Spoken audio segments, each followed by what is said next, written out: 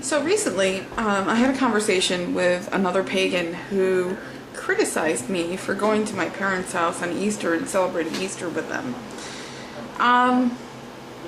This is something that I do with all my, families get-togethers, whether they're religious or not. If my family's getting together, I'm there. And I'll talk to you about what my Easter was like so that maybe you can get a better idea of why I don't have a problem celebrating Easter with my family. So we arrive on Saturday night, sleep the night at my parents' house, they have a pretty nice house.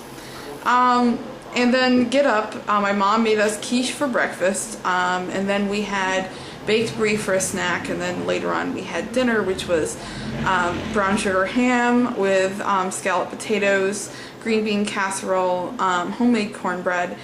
Let's see, what else was there? Homemade fruit salad, and then of course my mom's apricot pecan cheesecake, which she's made for quite a while. It's not one of those no-bake cheesecakes. This is a motherfucking cheesecake. There's no other way to put about it. When she put it on the table, my husband thought she had bought it because it looks professional. But not only that, but it's really like the best, one of the best things ever. So anyway, while eating, we had a conversation. And we started talking about, my mom has this pin that she got a long time ago, like in the 1960s, from Germany, called a Blaue Affe, which is also, it's a blue monkey, I think, is what that is. And there's a lot of bars here in the United States and in Europe called the Blue Monkey.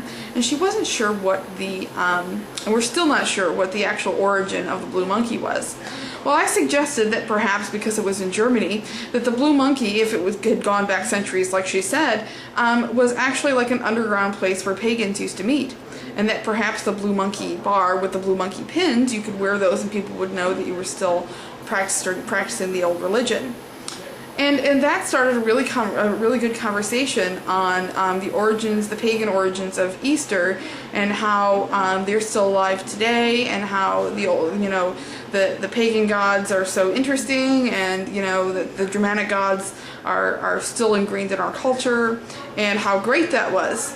Yes, this is my Christian parents, because of course they love to celebrate old culture. They're both. I love my parents. They're both, really well educated. You can have really good, intelligent conversations with them, which, I think that it almost spoiled me a little bit, because now when I have conversations with other people, I'm like, why don't you talk like that? But, so we started talking about paganism at the Easter dinner table, and that kind of, bogarted the conversation. It was really cool, that happens pretty much at every holiday. If we're sitting around at Christmas, we'll start talking about the origins of Yule. I come to my parents' house usually on May Day because my mom's got something going on.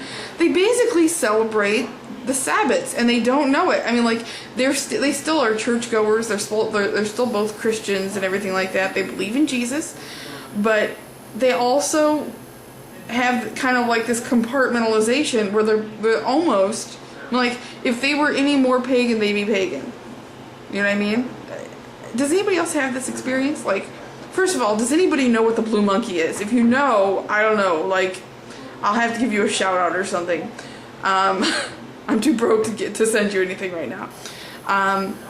Let's see. And also, what are your, if you still go home for the holidays, what are your conversations like? Do you talk about this stuff, or is it just not talked about? If you thought about, if you're thinking about bringing up paganism or the fact that you're pagan to your parents, is this a good way to do it? I mean, has anybody done that? Like, this isn't the way I did it. The way that my parents found out that I was pagan, they came to my wedding.